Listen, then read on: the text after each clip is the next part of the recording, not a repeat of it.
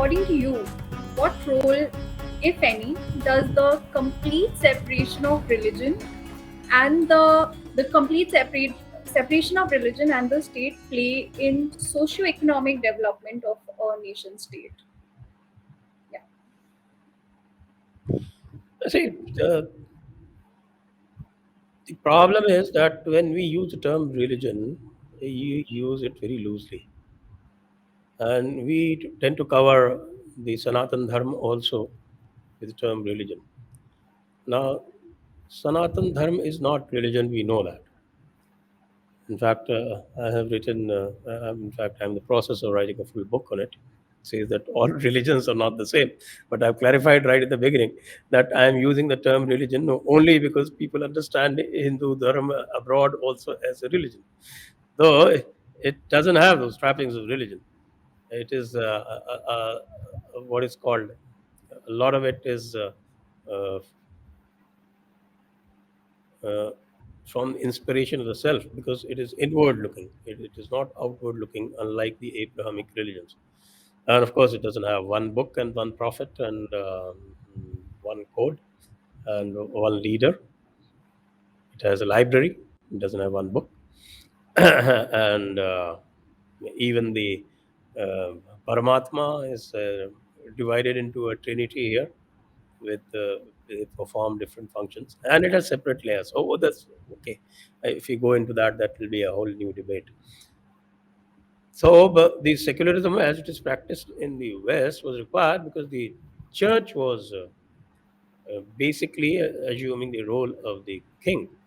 In India, the Dharma Danda has always been above the Raj Danda, as we know. Even if you read Chanakya Niti, which is a codified book of statecraft, even there you would see that what it says about the Rajaniti.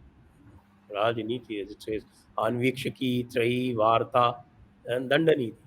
These four, they constitute statecraft.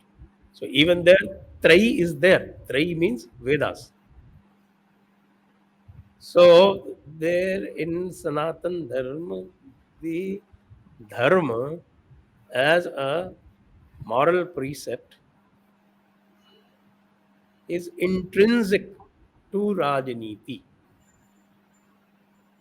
Therefore, when they put the word secularism into the Indian context, it wasn't really necessary because the Sanatan Dharma is intrinsically secular in the sense that it treats everybody equally.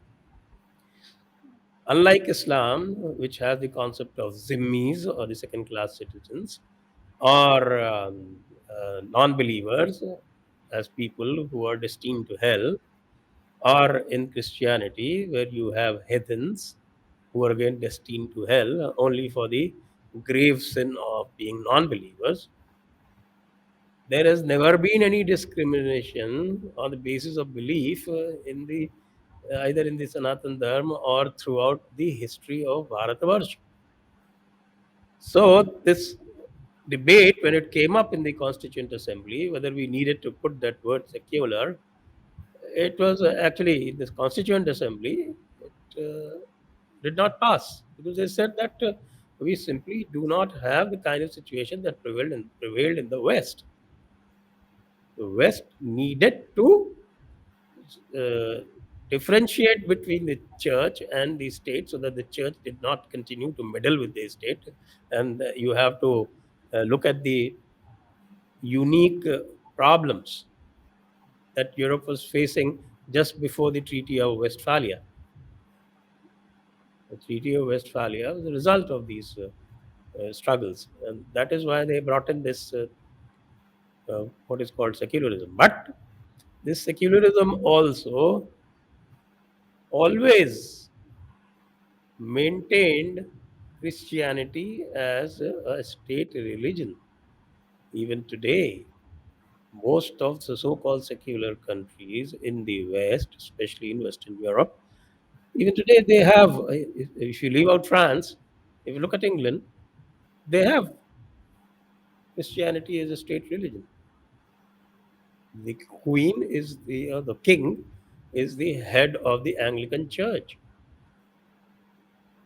So what Right. happens is that the West uses this term secularism in the context of India to achieve certain goals, certain political goals, certain hegemonic goals, certain imperial goals.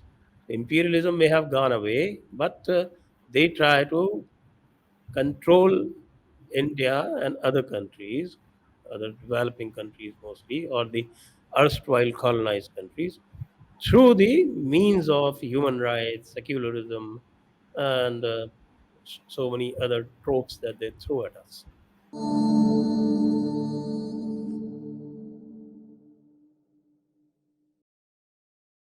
Please remember to subscribe to us and switch on the notifications for this channel. For our other social media links, more content, and to support our work, please visit citti.net. Dhanyavad. Namaskar.